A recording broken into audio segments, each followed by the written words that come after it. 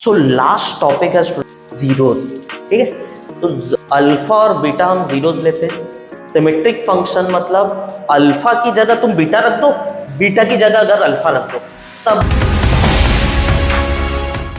So last topic है students हमारा symmetric function of zeros.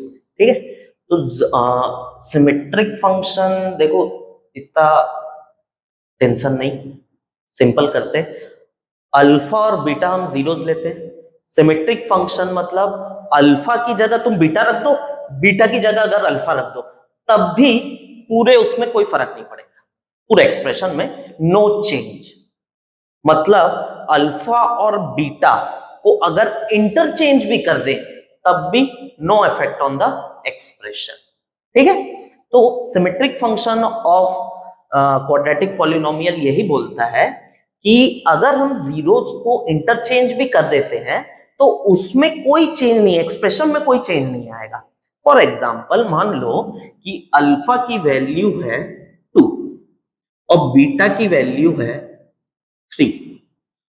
अब अल्फा प्लस बीटा का होल स्क्वायर निकालना है आपको। ठीक है, अल्फा प्लस बीटा का होल स्क्वायर निकालना है। तो आप अल्फा की वैल्यू 2 रख दो, रख देते हैं भैया 2। बीटा की वैल्यू 3 रख दो, 3 का होल स्क्वायर मेरे को 5 का स्क्वायर 25 ही देगा। और अगर मैं बीटा अल्फा की जगह बीटा कर दूं मतलब बीटा की वैल्यू अब की बार हो गई है 2 सेकेंड केस में, और अल्फा की वैल्यू हो गई है 3, तब भी अल्फा प्लस बीटा का होल स्क्वायर मेरे को यही आंसर देगा, है ना, यही आंसर देगा। तो अल्फा और बीटा को जब मैं इंटरचेंज भी कर दूं तो एक्सप्रेशन में कोई फर्क ना पड़े, उसको हम बोलते हैं symmetric function of zeros of a quadratic polynomial.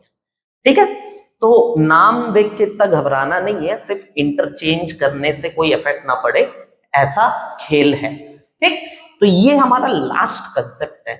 इस पे कुछ यूजफुल रिजल्ट्स मैं आप लोग को लिखवा दूंगा और वो आप सॉल्व करके फिर अपन उस पे बेस्ड एग्जांपल्स लेंगे और आगे बढ़ जाएंगे। ठीक है।